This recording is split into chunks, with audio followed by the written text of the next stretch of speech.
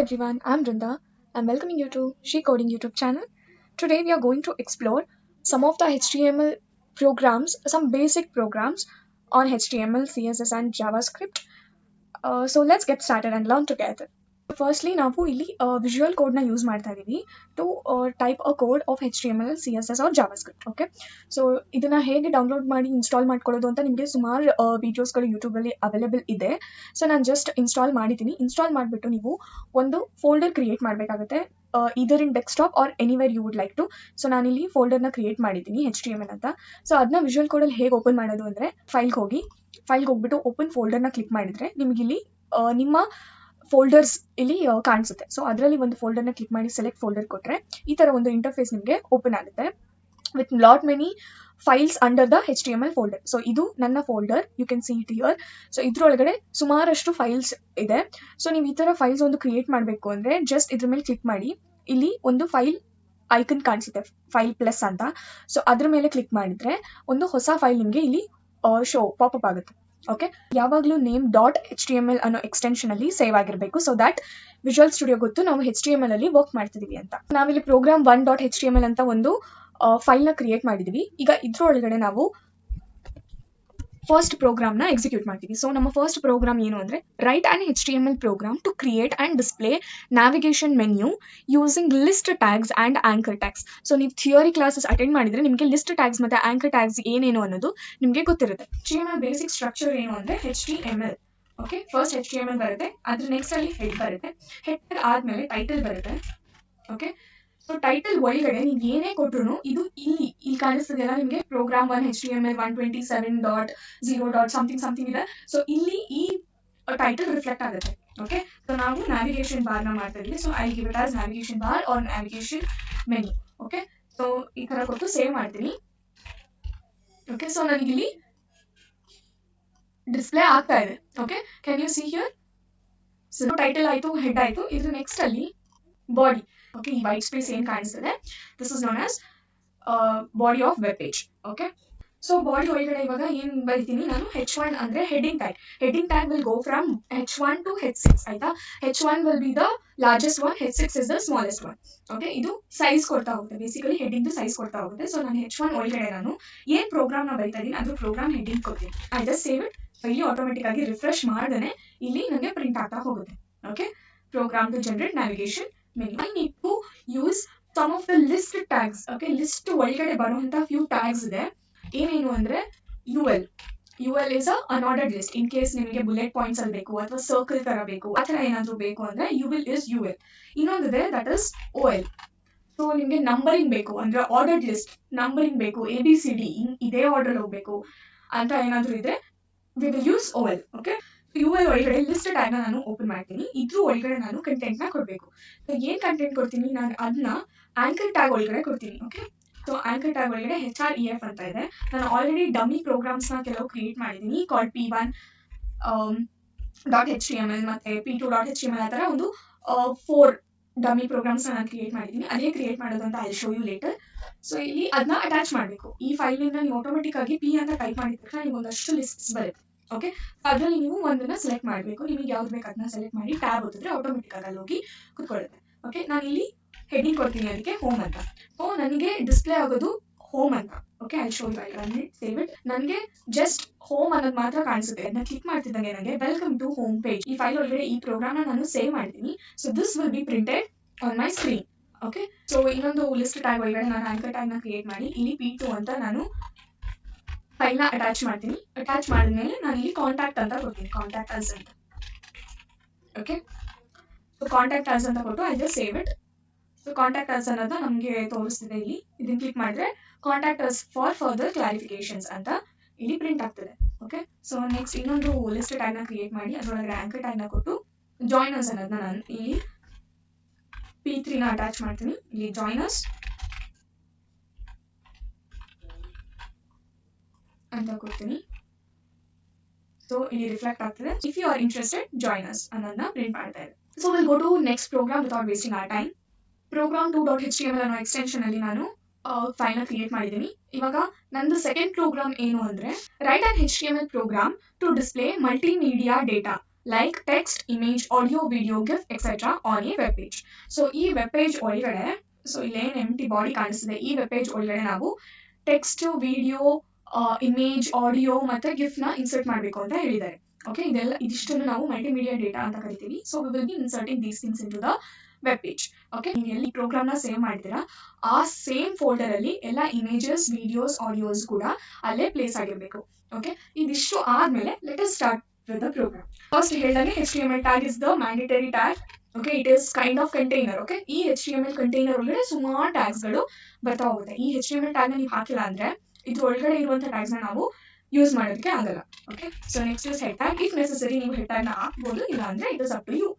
Okay, so ಹಾಕಿಲ್ಲ ಅಂದ್ರೆ obviously ಈ ತರ ಈ ನಂಬರಿಂಗ್ ಕಾಣಿಸ್ತಿದೆಯಲ್ಲ ಈ ತರ ಡಿಸ್ಪ್ಲೇ ಆಗುತ್ತೆ. ಹಾಕಿದ್ರೆ ನಿಮ್ಮ ಓನ್ ನೇಮ್ಸ್ ನ ನೀವು ಅಲ್ಲಿ ಕೊಡ್ಬೋದು. ಸೊ ನಾನು ಇಲ್ಲಿ ಮಲ್ಟಿಮೀಡಿಯಾ ಅಂತಾನೆ ಕೊಡ್ತೀನಿ. ಮಲ್ಟಿಮೀಡಿಯಾ head ಆಯ್ತು. next I come to the body. So always body part will be after the head part. After closing the head part, your body part will be started. Okay, so ಇದ್ರೊಳಗಡೆ h1 ಅನ್ನೋ heading ಅಲ್ಲಿ ನಾನು text ಕೂಡ ಅವರು print ಮಾಡಕ್ಕೆ display ಮಾಡಕ್ಕೆ ಹೇಳಿದ್ದಾರೆ. So multimedia data is displayed ಅಂತ ನಾನು ಹೆಡ್ಡಿಂಗ್ ಕೊಡ್ತೀನಿ. ಓಕೆ, ಸೊ ಓಕೆ h1 ಒಳಗಡೆ ನಾನು ಕೊಟ್ಟಾಯ್ತು. ಮಲ್ಟಿಮೀಡಿಯಾ ಅಂತ ಇಲ್ಲಿ ಟೈಟಲ್ ಬಾರ್ ಬಂತು. ನೆಕ್ಸ್ಟ್ ಇಲ್ಲಿ ಮಲ್ಟಿಮೀಡಿಯಾ ಡೇಟಾ ಇಸ್ ಡಿಸ್ಪ್ಲೇಡ್ ಅಂತ ಕಂಟೆಂಟ್ ಕೂಡ ಡಿಸ್ಪ್ಲೇ ಆಗಿದೆ. ಓಕೆ, ನೆಕ್ಸ್ಟ್ ಏನ್ ಮಾಡಕ್ಕೆ ಹೇಳಿದ್ದಾರೆ, ವಿಡಿಯೋ, ಆಡಿಯೋ, ಇಮೇಜ್ ಮತ್ತೆ ಗಿಫ್ಟ್ ನ ಅಪ್ಲೈ ಮಾಡಕ್ಕೆ ಹೇಳಿದ್ದಾರೆ. ಸೊ ವಿಡಿಯೋ ಟ್ಯಾಗ್ ಒಳಗಡೆ ಕಂಟ್ರೋಲ್ಸ್ ಅನ್ನೋದನ್ನ ನಾನು ಅಪ್ಲೈ ಮಾಡ್ತೀನಿ. ಓಕೆ, ಸೊ ಆಟೋಮೆಟಿಕ್ ಆಗಿ ನನಗೆ ಕ್ಲೋಸಿಂಗ್ ಟ್ಯಾಗು ಅಲ್ಲೇ ಪ್ರಿಂಟ್ ಆಗುತ್ತೆ. ಓಕೆ, ಇಲ್ಲಿ ವಿಡಿಯೋ ಜಸ್ಟ್ ವಿಡಿಯೋ ಕಂಟ್ರೋಲ್ಸ್ ಅಂತ ಹಾಕಿದ್ರೆ ವಿಡಿಯೋ ಎಷ್ಟು ವಿಡ್ತ್ ಇರುತ್ತೆ ಕಂಪ್ಲೀಟ್ ಅಷ್ಟು ವಿಡ್ತ್ ನಂದು ವೆಬ್ ಪೇಜ್ ಅಲ್ಲಿ ಡಿಸ್ಪ್ಲೇ ಆಗುತ್ತೆ. ಓಕೆ, ಸೊ ಅದಕ್ಕೆ ವಿಡ್ತ್ ನ ನಾವು ಸೆಟ್ ಮಾಡಬೇಕು. ನೀವು ವಿಡ್ತ್ ನ ಸೆಟ್ ಮಾಡ್ತಿದ್ದೀರಾ ಅಂದ್ರೆ HTML ಅಲ್ಲಿ ಹೈಟ್ ನ ಸೆಟ್ ಮಾಡೋ ನೆಸೆಸಿಟಿ ಇಲ್ಲ. ಬಿಕಾಸ್ ಹೈಟ್ ನ ಸೆಟ್ ಮಾಡಿದ್ರೆ ವಿಡ್ತ್ ನ ಸೆಟ್ ಮಾಡೋ ನೆಸೆಸಿಟಿ ಇಲ್ಲ. ಎರಡು ಸೆಟ್ ಮಾಡಿದ್ರೆ ನಿಮಗೆ ಅದು ಕಂಪ್ಲೀಟ್ ಸ್ಟ್ರಕ್ಚರ್ ಏನಿರುತ್ತೆ ವಿಡಿಯೋ ಅಥವಾ ಇಮೇಜ್ ಅದು ಚೇಂಜ್ ಆಗ್ತಾ ಹೋಗುತ್ತೆ. ವಿಡಿಯೋದು ವಿಡ್ತ್ ಸೆಟ್ ಮಾಡಿದ್ರೆ ಹೈಟ್ ಸೆಟ್ ಮಾಡೋ ನೆಸೆಸರಿ ಇಲ್ಲ. ಸೊ ವಿಡ್ತ್ ಅಲ್ಲಿ ನಾನು 400 ಕೊಡ್ತೀನಿ. ಓಕೆ, ವಿಡಿಯೋ ಟ್ಯಾಗ್ ಒಳಗಡೆ I will use the source. Okay, source ನ ಏನಕ್ಕೆ ಯೂಸ್ ಮಾಡ್ತೀನಿ ಅಂದ್ರೆ ಯಾವ ಸೋರ್ಸ್ ಇಂದ ನಾನು ಆ ವಿಡಿಯೋನ ಎಕ್ಸ್ಟ್ರಾಕ್ಟ್ ಮಾಡ್ತಾ ಇದ್ದೀನಿ. So with source is that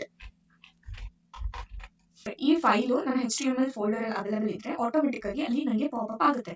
SRC is nothing but the source. Okay, ಇದಾದ್ಮೇಲೆ ಅದು ಯಾವ ಟೈಪ್ ಅಲ್ಲಿ ಇದೆ ಅನ್ನೋದನ್ನ ನಾವು ಮೆನ್ಷನ್ ಮಾಡಬೇಕಾಗುತ್ತೆ. video/mp4. ಓಕೆ, ಇದನ್ನ ಮೆನ್ಷನ್ ಮಾಡಿ you just need to close it. ನಿಮಗೆ ಕ್ಲೋಸ್ ಆಗಿರುತ್ತೆ. ನೆಕ್ಸ್ಟ್ ನಾನು ಇಲ್ಲಿ BR ಟ್ಯಾಗ್ ನ ಅಪ್ಲೈ ಮಾಡ್ತೀನಿ. So I just save it. Save ಮಾಡಿದ ತಕ್ಷಣ ನನಗೆ ಇಲ್ಲಿ ನನ್ನ ಫೋಲ್ಡರ್ ಅಲ್ಲಿ ಇರುವಂತಹ ವಿಡಿಯೋ ಇಲ್ಲಿ ಪಾಪ್ ಆಗ್ತದೆ. ಇನ್ ಕೇಸ್ ನಾನು ಇಲ್ಲಿ ಕಂಟ್ರೋಲ್ಸ್ ಹಾಕಿಲ್ಲ ಅಂದ್ರೆ let me show you the changes first. So ಇಲ್ಲಿ ನನಗೆ ಪ್ಲೇ ಬಟನ್ ಕಾಣಿಸ್ತದೆ. ಸೊ ವಿಡಿಯೋ ಪ್ಲೇ ಆಗ್ತಾ ಇದೆ. ಓಕೆ, ಇಲ್ಲಿ ಮ್ಯೂಟ್ ಬಟನ್ ಇದೆ, ಇಲ್ಲಿ ಫುಲ್ ಸ್ಕ್ರೀನ್ ಬಟನ್ ಇದೆ, ಮತ್ತೆ ಇಲ್ಲೊಂದು 3 ಡಾಟ್ಸ್ ಇದೆ for play speed, download and picture in picture. ಇಲ್ಲಿ ಕಂಟ್ರೋಲ್ಸ್ ನ ರಿಮೂವ್ ಮಾಡಿದ್ರೆ I just save it. So ಈಗಲೂ ನನಗೆ ಇಲ್ಲಿ ಪ್ರಿಂಟ್ ಆಗುತ್ತೆ but it is printing in image format. ಯಾವುದೇ ತರ ಕಂಟ್ರೋಲ್ಸ್ ಅಲ್ಲಿ ಸಿಗ್ತಾ ಇಲ್ಲ. Next move to audio. ಆಡಿಯೋದಲ್ಲೂ ಅಷ್ಟೇ ಆಡ್ ಕಂಟ್ರೋಲ್ಸ್. ಸೊ ಆಡಿಯೋದಲ್ಲೂ ಕಂಟ್ರೋಲ್ ಸೇಮ್ ಫಂಕ್ಷನಾಲಿಟಿನ ಪ್ಲೇ ಮಾಡುತ್ತೆ. ಓಕೆ, ಆಡಿಯೋ ಕಂಟ್ರೋಲ್ಸ್ ಒಳಗಡೆ ನಾನು ಸೇಮ್ ಸೋರ್ಸ್ ಅಂತ ಹಾಕಿ SRC ಅಂತ ಹಾಕ್ತೀನಿ.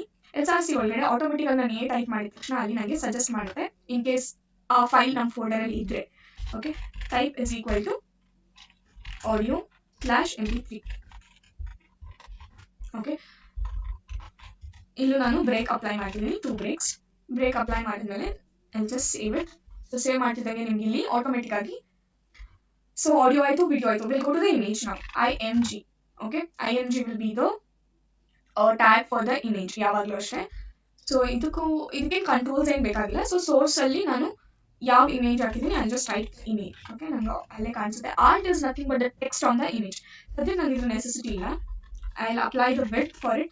ನಾನು ಹೇಳಿದಂಗೆ ವಿಡ್ತ್ ನ ಅಪ್ಲೈ ಮಾಡ್ತಿದ್ರೆ ನೀವು ಹೈಟ್ ನ ಅಪ್ಲೈ ಮಾಡೋ ನೆಸೆಸಿಟಿ ಇಲ್ಲ. ಹೈಟ್ ಅಪ್ಲೈ ಮಾಡ್ತಿದ್ರೆ ನೀವು ವಿಡ್ತ್ ನ ಅಪ್ಲೈ ಮಾಡೋ ನೆಸೆಸಿಟಿ ಇಲ್ಲ. So I just close it. Okay, so next gift ಹೋಗ್ತೀನಿ. ಗಿಫ್ಟ್ ಕಂಟ್ರೋಲ್ಸ್ IMG SRC ಒಳಗಡೆ ಗಿಫ್ಟ್ ಅಂತ ಟೈಪ್ ಮಾಡ್ತೀನಿ. ಅದಾದ್ಮೇಲೆ ಇದಕ್ಕೂ ಒಂದು ವಿಡ್ತ್ ನ ಕೊಡ್ತೀನಿ. Okay, so width I'll give it as 300 and close it. I'll save it. So ನಿಮಗೆ ಇಲ್ಲಿ ಇಮೇಜ್ ಬಂತು, ಗಿಫ್ಟ್ ಕೂಡ ಬಂತು. So this is how you are supposed to display all the multimedia things. Video ಆಗಿರ್ಬೋದು, audio ಆಗಿರ್ಬೋದು, ಇದೇ procedure ನ follow ಮಾಡುತ್ತೆ. So we'll move to the next one. Write an HTML program to create student registration form. On submitting the form, check whether fields are empty or not using JavaScript. if any fields are empty, display an error message. So now idರಲ್ಲಿ ಏನು use ಮಾಡ್ತಿದೀನಿ, HTML with JavaScript. So first HTML tag is mandatory in all the programs. Style apply ಮಾಡ್ತೀವಿ. Okay, next script tag. So script tag ಏನು ಹೇಳುತ್ತೆ ಅಂದ್ರೆ it tells the Visual Studio Code that or interpreter that I am using the JavaScript in my program. Okay, next variable a is equal to document.getElement by ID. So why do we use this document.getElement by ID is it is a way to find some interact with a specific part of web page. So ನಾವು ಇಲ್ಲಿ ಒಂದು web page ಅಲ್ಲಿ ನಾವು interaction ಮಾಡಬೇಕು ಅಂದ್ರೆ ಅದಕ್ಕೆ ನಾವು ಒಂದು ಯುನಿಕ್ ಐಡಿನ ಕೊಡಬೇಕಾಗುತ್ತೆ. ಸೊ ದಟ್ ನಾವು ಆ ಐಡಿನ ಇಟ್ಕೊಂಡು ನಾವು ಇಂಟರಾಕ್ಟ್ ಮಾಡ್ಬೋದು ಅಂತ. n1 ಅಂತ ಐಡಿ ನೇಮ್ ಕೊಡ್ತೀನಿ. You can give it as you wish. Okay, dot values. Okay, ಇದಿಷ್ಟ ಆದ್ಮೇಲೆ ಸೆಮಿಕೋಲನ್. ಇದೇ ತರ ನಾನು 5 more ಆಲ್ಫಾಬೆಟಿಕ್ಸ್ ನ ಕೊಡ್ತೀನಿ. ಅಲ್ಲಿ ಏನ್ ಕಂಡೀಷನ್ ಹಾಕಿದ್ದಾರೆ ಅಂದ್ರೆ ನಮ್ಮ ಫಾರ್ಮ್ ಅಲ್ಲಿ ಇವಾಗ ಒಂದು ಫೀಲ್ಡ್ ಎಂಟಿ ಇದ್ರು ಆ ಫೀಲ್ಡ್ಗೆ ನಾವು ಮ್ಯಾಂಡೇಟರಿ ಅನ್ನುವಂಥ ಒಂದು ಎರರ್ ಮೆಸೇಜ್ ನಾವು ಡಿಸ್ಪ್ಲೇ ಮಾಡಬೇಕು ಅಂತ. ಸೊ ಅದಕ್ಕೆ ನಾವು ಕಂಡೀಷನ್ ಕೊಡಬೇಕು ಅದಕ್ಕೆ, like decision making condition. Decision making condition ಅಂದ್ರೆ ಇಫ್ ಎಲ್ಸ್ ಆ ಥರದ ಕಂಡೀಷನ್ ನಾವು ಕೊಡಬೇಕು.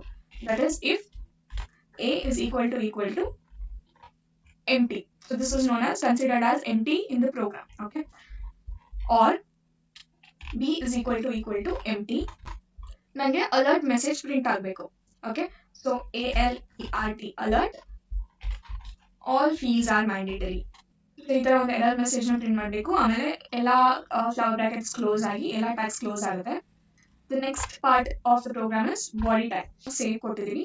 ಓಕೆ, ಸೇವ್ ಕೊಟ್ಮೇಲೆ look at here, the changes you can see here is this one. So ನಾನು ಇಲ್ಲಿ background colour aquamarine ಅಂತ ಪ್ರಿಂಟ್ ಹಾಕಿದೆ. ಸೊ ಅದು ಇಲ್ಲಿ ಪ್ರಿಂಟ್ ಆಗಿದೆ. ಬಾಡಿ ಪಾರ್ಟ್ ಅಲ್ಲಿ ನಾನು H2 ಅಂತ ಹೆಡಿಂಗ್ ಕೊಡ್ತೀನಿ. ಹೆಡಿಂಗ್ ಕೊಟ್ಟು what it is, we are creating a student registration form. Okay, so student registration form ನ ಕ್ರಿಯೇಟ್ ಮಾಡ್ತಿದ್ದೀನಿ. ಇದರಲ್ಲಿ ನಾನು ಫಾರ್ಮ್ ಟ್ಯಾಗ್ ನ ಯೂಸ್ ಮಾಡಿಕೊಂಡು ಆನ್ ಸಬ್ಮಿಟ್ ಡೇಟಾ ಅಂತ ಹಾಕ್ತೀನಿ. ಏನ್ ಆಕ್ಷನ್ ಪರ್ಫಾರ್ಮ್ ಮಾಡಬೇಕು, ಸಬ್ಮಿಟ್ ಅಂತ ಓದಿದ ತಕ್ಷಣ submitted successfully or congratulation you are registered ಆ ಪೇಜ್ಗೆ ಡಿವೇಟ್ ಆಗೋ ರೀತಿಯಲ್ಲಿ ಈ ಲೈನ್ ನನಗೆ ಮಾಡ್ಕೊಡುತ್ತೆ. ಓಕೆ, ಇವಾಗ ಮೇಜರ್ಲಿ ಫಾರ್ಮ್ಸ್ ಅಲ್ಲಿ ಏನೇನು ನೋಡ್ತೀವಿ ನಾವು, ನೇಮ್ ನೋಡ್ತೀವಿ, ಜೆಂಡರ್, ಅಡ್ರೆಸ್, ಈ ತರದ್ದು ಲಾಟ್ಸ್ ಆಫ್ ಥಿಂಗ್ಸ್ ನೋಡ್ತೀವಿ. My first label will be first name. Okay, so label tag ಒಳಗಡೆ ಫಸ್ಟ್ ನೇಮ್ ಅಂತ ಮಾಡ್ತೀನಿ. ಓಕೆ, ಸೊ ಫಸ್ಟ್ ನೇಮ್ ಒಳಗಡೆ I take the input type is equal to text. ಅದರಲ್ಲಿ name ಕೊಡ್ತಿದ್ದೀನಿ as first name. Okay, ಈ first name ಏನ್ ಕೊಡ್ತಾ ಇದೀನಿ ಇಲ್ಲಿ ಈ ನೇಮ್ ಕಾಲಮ್ ಅಲ್ಲಿ, ಇದು ಬ್ಯಾಕ್ ಎಂಡ್ ಟೀಮ್ ಅವರಿಗೆ ಗೊತ್ತಾಗುತ್ತೆ. This will be display to front end team. ID is equal to n1 ಅಂತ ಕೊಡ್ತೀನಿ. ಓಕೆ, ಸೊ ಕೊಟ್ಮೇಲೆ ನನಗೆ ಪರ್ಟಿಕ್ಯುಲರ್ ಆಗಿ ರಿಕ್ವೈರ್ಡ್ ಸೈಜ್ ಬೇಕು. ಓಕೆ, ಸೊ ಇನ್ಪುಟ್ ಆಯ್ತು. I give it as break. 2 break ಕೊಡ್ತೀನಿ. Save. Will go to the next one. So next label will be last name. ನಾನು ಇದೇನು ಬೋಲ್ಡ್ ಲೆಟರ್ ಅಲ್ಲಿ ಕೊಡ್ತೀನಿ ಅಂದ್ರೆ ಈ ನೇಮ್ಗೂ ನಿಮಗೆ ಡಿಫ್ರೆನ್ಸ್ ಗೊತ್ತಾಗಲಿ ಅನ್ನೋದಕ್ಕೋಸ್ಕರ ಕೊಡ್ತಾ ಇದ್ದೀನಿ. ಸೊ ನಿಮಗೆ ಹೇಗೆ ಬೇಕು ಹಾಗೆ ನೀವು ಅರೇಂಜ್ ಮಾಡ್ಕೋಬಹುದು. Okay, so input type is equal to, ಇದು ಕೂಡ ಟೆಕ್ಸ್ಟ್ ಅಲ್ಲಿ ಇರುತ್ತೆ. ಸೇಮ್ ಜಸ್ಟ್ ಫಸ್ಟ್ ನೇಮ್ ಅಲ್ಲಿರೋದನ್ನ ನೀವು ಲಾಸ್ಟ್ ನೇಮ್ಗೆ ಚೇಂಜ್ ಮಾಡ್ಕೊಂಡ್ರೆ ಆಯ್ತು. Okay, just save it. So ನನಗೆ ಲಾಸ್ಟ್ ನೇಮ್ ಪ್ರಿಂಟ್ ಆಯ್ತು. ಫೈನ್, ಫಸ್ಟ್ ನೇಮ್ ಆಯ್ತು, ಲಾಸ್ಟ್ ನೇಮ್ ಆಯ್ತು. ಇವಾಗ ನಾನು ಜೆಂಡರ್ನ ಕೊಡಬೇಕು. Input instead of type text I will use radio. Okay, text ಬದಲು ರೇಡಿಯೋನ ಯೂಸ್ ಮಾಡ್ತೀವಿ. Name is equal to gender. Okay, and value is equal to male. So ಇಲ್ಲಿ ಕೊಡುವಂತ value is for the back end. Okay, ಈ value back end ಕೊಡ್ತೀವಿ, not for the front end. Okay, so ಇದು ಕೂಡ ನಮಗೆ required field ಆಗುತ್ತೆ. Okay, ಇದು ಆದ್ಮೇಲೆ ಈ ಟ್ಯಾಗ್ ಎಂಡ್ ಆದ್ಮೇಲೆ we will be providing the male thing.